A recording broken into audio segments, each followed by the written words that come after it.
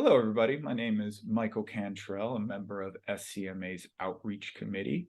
And today for Mediation Week, I am joined with Sean Gatlin and Arturo Magana from Western Justice Center. And Sean and Arturo, why don't you introduce yourselves, what you do, and what your organization stands for?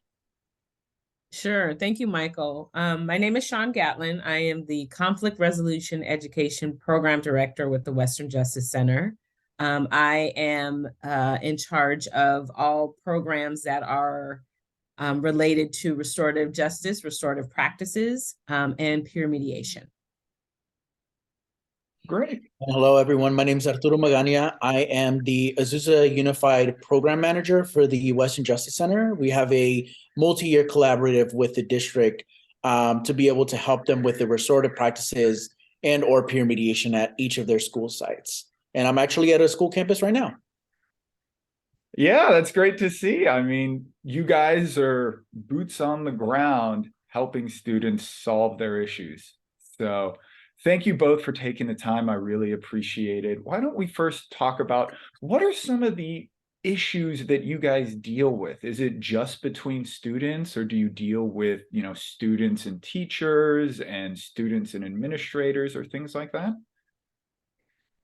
So our organization is more focused on skills and tools and opportunities for both adults and students. So we provide training and facilitation and support and resources to help that happen. So we work with currently we have about 30 to 34 schools throughout the Los Angeles area that come through our adult training that happens in June. And then we provide kind of like a year-long system of support for them to train their students, help implement peer mediation or restorative practices kind of focused in community circles, but peer mediation programs specifically with a lot of the partnerships that we have throughout in the school communities. So you guys, you focus more on providing the tool set, the tools necessary for these people to be able to effectively resolve their disputes internally without escalation or going to courts or anything like that. Do I have that right? Yeah, that's correct. So we provide, like I said, training for adults to kind of understand what these kinds of programs could look like in their schools, and then also help them, if they are needed, to implement the programs within the schools. And then we also come in and help train the students to become, once they're selected, recruited, to become peer mediators as well. So they do a full, it's 16 hours technically, but 16-hour training to become mediators for their school. Okay, so you're talking to, in addition to talking to the parents, you're also teaching these skills to the students themselves? Yes, not only just parents, but educators, admin, counselors, anyone who is connected to the school community, we provide training for. Perfect. Okay, so why don't you tell, I'm sorry, Arturo? Yeah, no worries. Ditto on that end.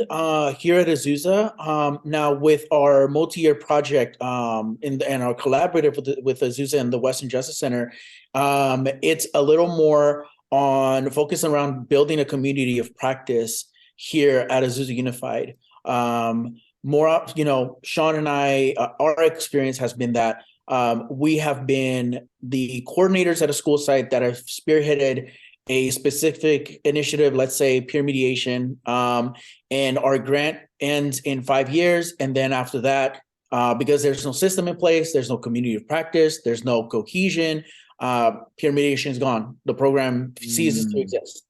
So what I'm doing here is a little bit more where we build and develop these systems to where schools get to talk to each other. They get to be able to discuss what are some common practices that work for their school site, what are some hurdles that they're coming across, and especially because a lot of these schools, their kids end up, matriculating into these schools in sequence, right? Is their elementary school students end up going to their middle school and so on and so forth. And a lot of these teachers end up kind of having the same kids. So, so what we've been doing is kind of that approach is community of practice around restorative practices and peer mediation.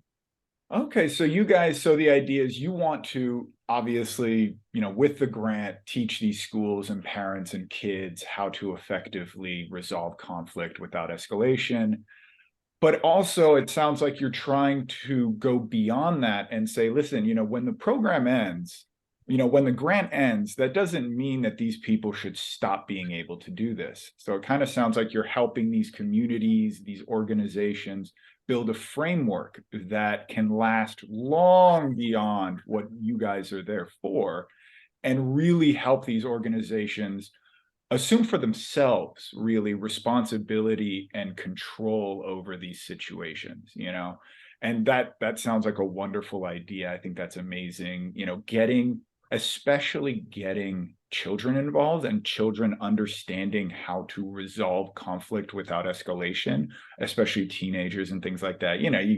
You're full of hormones. You want to prove that you're the king of the world. You're right. Everybody else is wrong. And so it's very important, I think, at that age to come in and explain, it is important to take a step back, to think about things critically, to, imagine other people's perspectives and imagine an outcome that works for everybody. So I think that that's amazing. I think the fact that you guys are, again, going to these schools and really sitting down with these people to teach them how to do it themselves is vital. So why don't you tell us, what are a few of the types of general conflicts that you see that are potentially prevalent in our schools or between administrators and students? I want to say for the most part, a lot of them are things that students are dealing with personally, a lot of cyberbullying, sometimes through social media. And then what happens on or in social media will reflect back in the school community because they'll bring it back. So there are issues around that, issues with friend groups, and of course, sometimes rumors. Rarely do they get to a point where it becomes physical.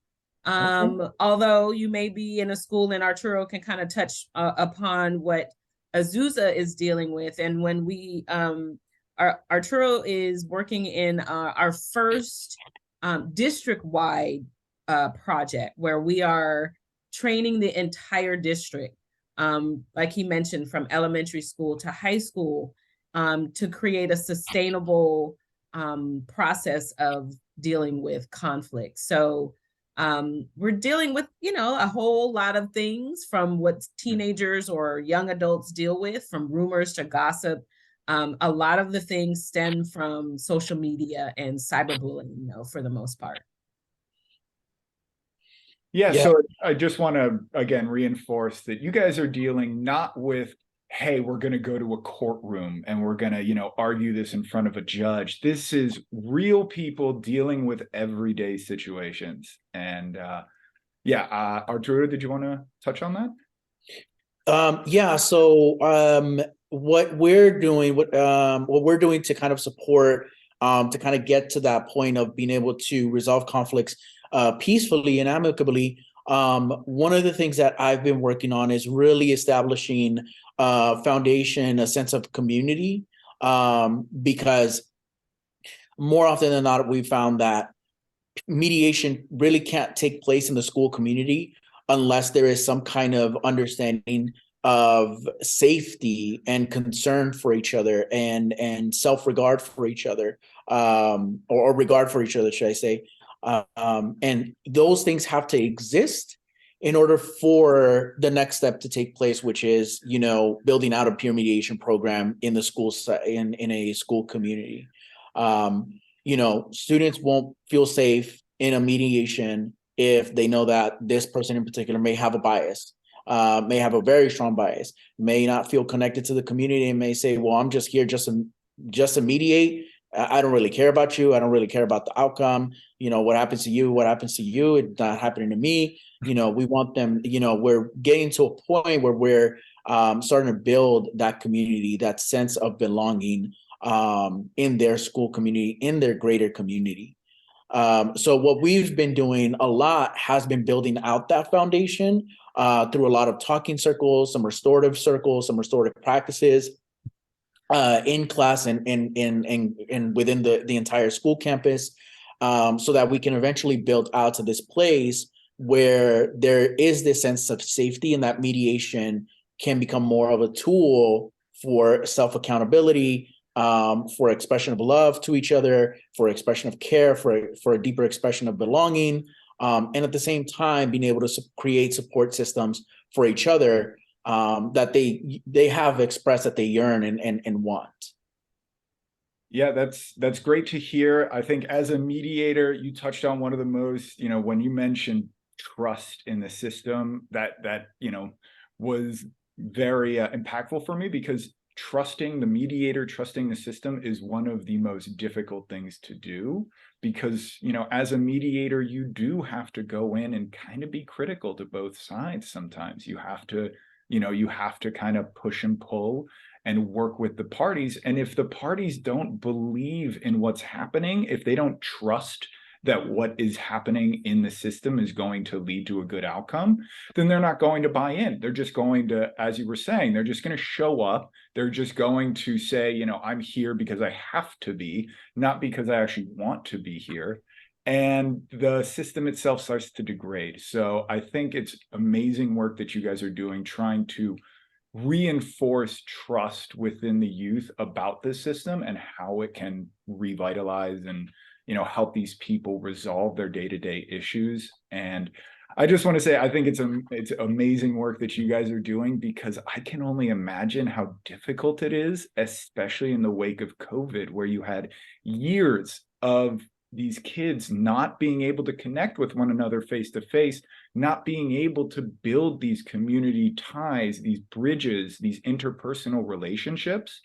And that is, I think, as you were touching on, that is kind of the core of mediation, especially peer mediation. It's about building a community. It's about connecting everybody together and realizing that we're all in this together. We have to resolve our issues peacefully. That's just how we need to work as a society. And so having these children, having these teenagers that have had basically years taken out of them, years taken out of them, with a lack of social development, I think that you guys stepping in there and helping these teenagers, helping these people regain a sense of community, regain a sense of interpersonal relationships is, I think, something that speaks far beyond peer mediation. I think that's going to lead to, massive community benefits as a whole.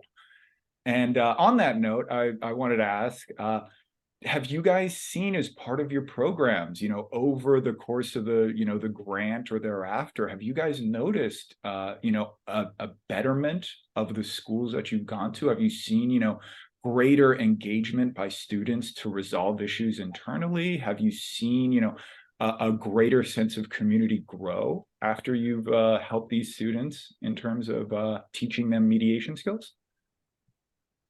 I would say yes. We both, Arturo and I, started in January of 2020. And so we had to learn how to pivot really quick in order to try to build out what we, this movement, or from our, the organization. Mm-hmm. And like I mentioned before, Azusa Unified is the first district that I know of, and I've been doing this work for about 23 years, that has taken on the task of being able to bring restorative practices and peer and mediation to the entire school district. So that is one impact that we're doing. And then we're also getting ready to replicate what we're doing in Azusa. Pasadena Unified School District is ready to take on the task as well, along with individual schools throughout Los Angeles that we've been working with. So we started out only with one middle school in Azusa. And over the course of the 3 years, we have grown to the point where we had our first peer mediation invitational in February 22nd, and we had just about 300 folks, from students to educators and all the school community participants at our first youth summit. So I would say that we have done a pretty phenomenal job over the last 3 years to get where we are today. Yeah, I mean, first let's give a round of applause to Azusa Unified School District for taking the initiative and being willing to give you guys an opportunity here. But also, I think that's an amazing testament to the success of the program if it started as one school and has now expanded to an entire school district and is now expanding to even more.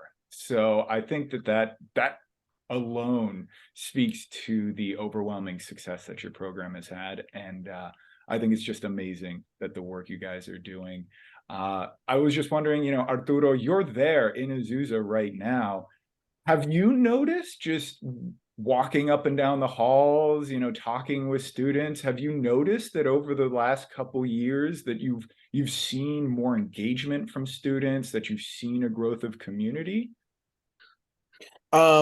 Yes. So I will say, I'm going to be much more immediate. In the past month and a half, I've got a chance to work with some incredible boys over at a high school here in Azusa, and we've engaged in conversations. We're using a lot of the mediation language within our circle practice. I statements, it sounds like, stuff like that usually is the tools that our mediators use in order to facilitate these mediations. So we've been incorporating that, and a lot of these boys come from disenfranchised families, very marginalized communities, and they've lived in and around violence.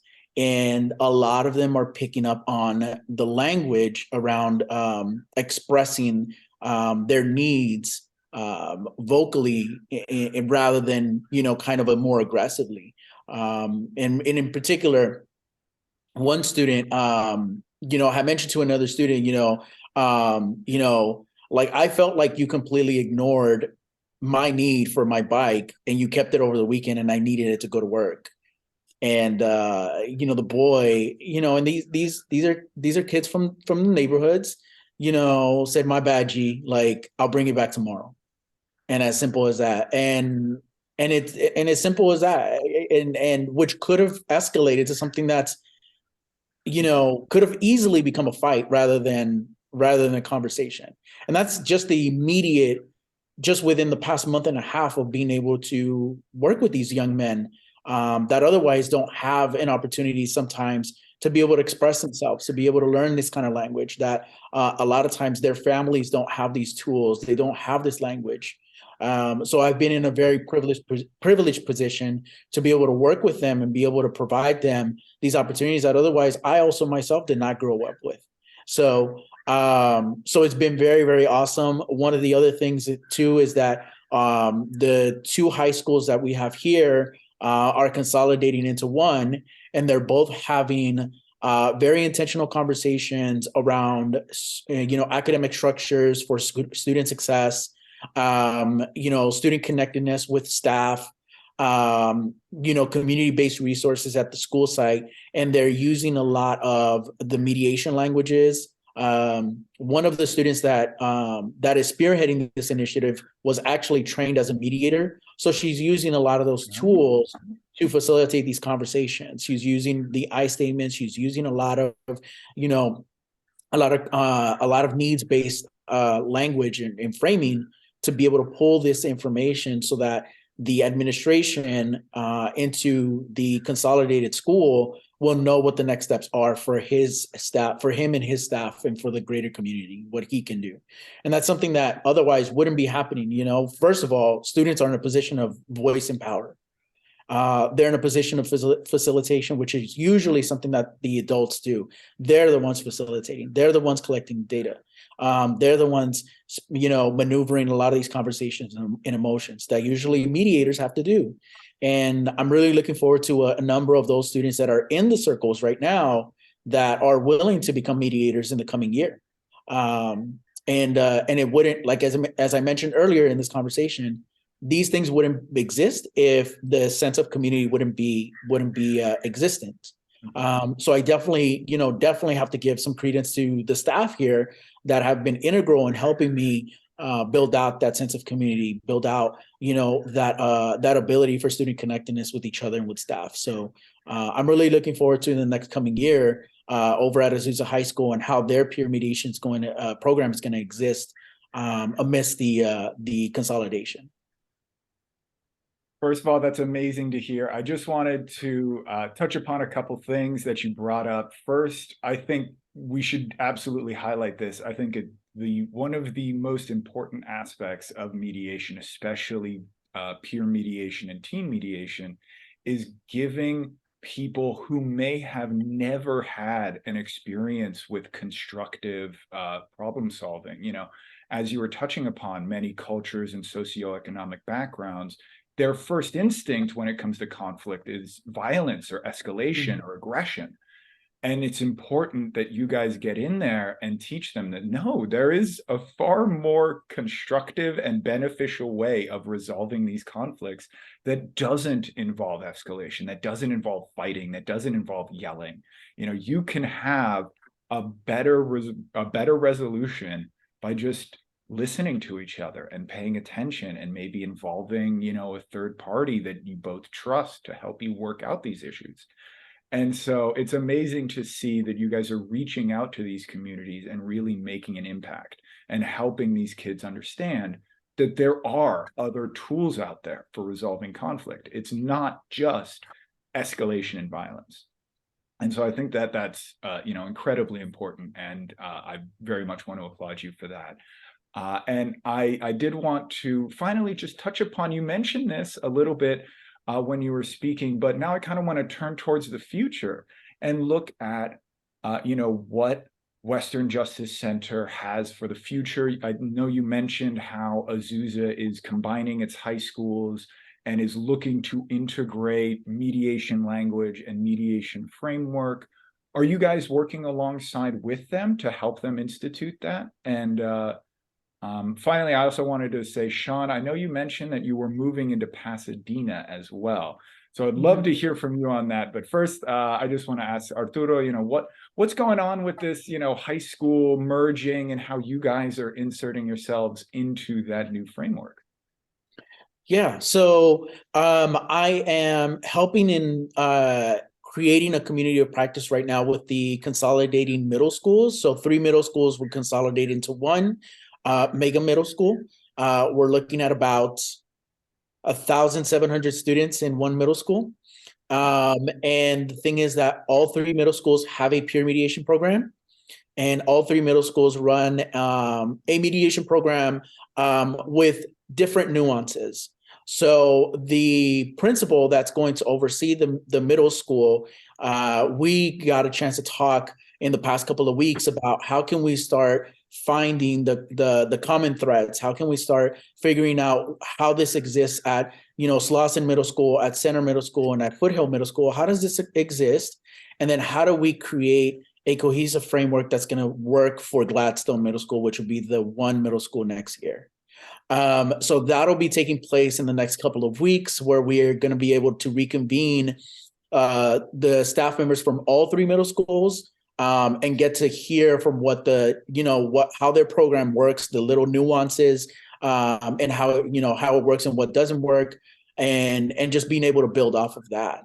And I'm in, as I mentioned, I continue to say this because I'm privileged to be allowed into the rooms with them, because they are just incredible people. They're just emotionally intelligent. They're intellectually intelligent. These people amaze me every single day and inspire me every single day. So I'm really looking forward to that. And secondly, at the high schools that are consolidating, there are, each high school has a student union.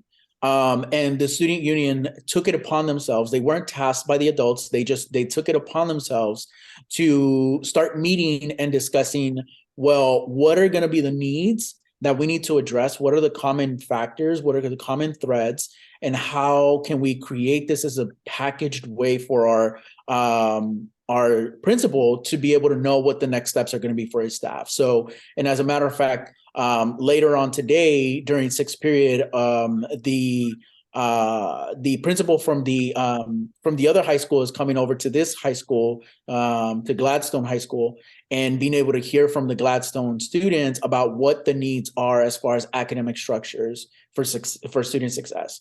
What are teachers doing that help them feel seen, heard, and appreciated and cared for? And lastly, what are the community-based needs that they need at the school site to be able to provide to students and families? And that's how they're going to build that out. And also incorporating the peer mediation program alongside that conversation. Is we know there's going to be a lot of conflict next year. There's a lot of pride from one high school that's closing down and moving over to the other high school, and the other high school historically have been rivals. They've been rivals in baseball, in football. They've been rivals in just the district culture. So now they're going to consolidate into one, and there's going to be a lot of challenges there. So how can they start leveraging a mediation program to be able to start navigating some of those conflicts? How can the students outside of mediation, obviously that would be the cream of the programming, but what else can they do as mediators to affect the greater culture within the school campus? Does that mean that they're doing school-based initiatives? Are they doing some kind of pep rallies? Are they doing some kind of assemblies? What are they doing to be able to further enhance not just the mediations, but the sense of conflict resolution at a school-wide approach? So really looking forward to that. I've probably talked an ear off, so I'm gonna hand it over to Sean, who will probably talk about how that framework has really intrigued Pasadena. Yeah, yeah, exactly. So to kind of piggyback off of what Arturo was saying, all of what he was saying, those exact descriptions have inspired Pasadena Unified to get involved and want to take on the initiative of bringing in the entire school district to reflect what is happening in Azusa. Now, is that it's going to be completely different because the school and the school community is a little different, not much different. But what we are trying to do is, I think the work overall for the Western Justice Center is a community organizing approach with restorative work and mediation being the focus. So we're not quite sure, what this exactly is going to look like. But we do have a framework working within Azusa. So there is some replication that would kind of happen. I know from our perspective, it would be, the initiating of training of adults and training of students, and then helping them implement programs like Azusa, within the different schools. And they have about 23 schools, same kind of issues, though there are some schools that will be consolidating. So they're kind of looking at the same kind of things that may be happening.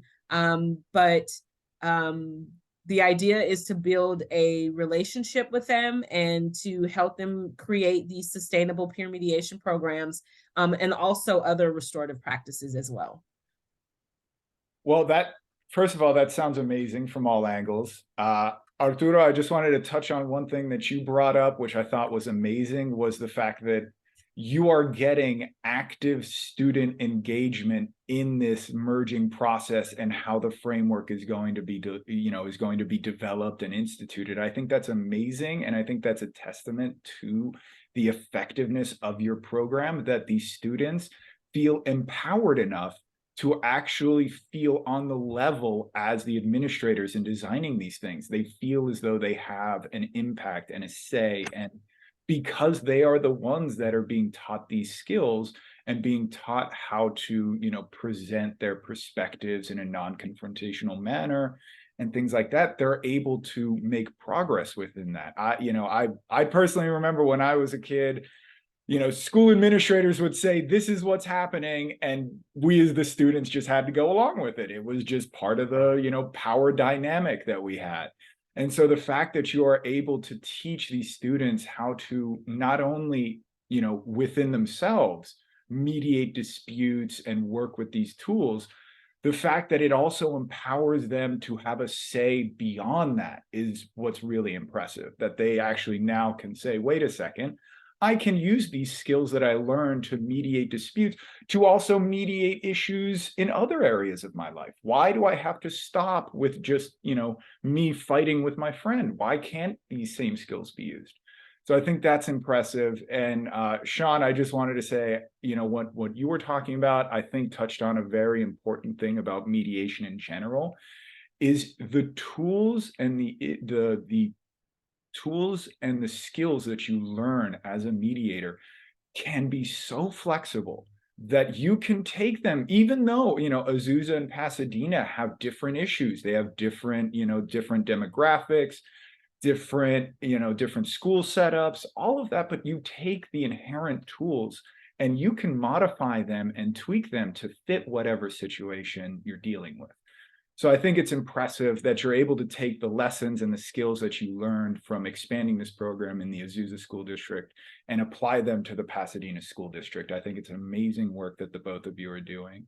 And I want to thank the both of you for taking the time. I really appreciate you taking time out of your busy schedules to sit down with us and talk about the good work that you guys as mediators are doing all across the board. Again, mediation is not just about two people going into court and trying to resolve their issues. This is just everyday problems that everyday people face that mediation can help solve. So thank you both for the work that you're doing, and I look forward to potentially working with you both in the future. Thank you, Michael. It was a pleasure. Thank you, Michael.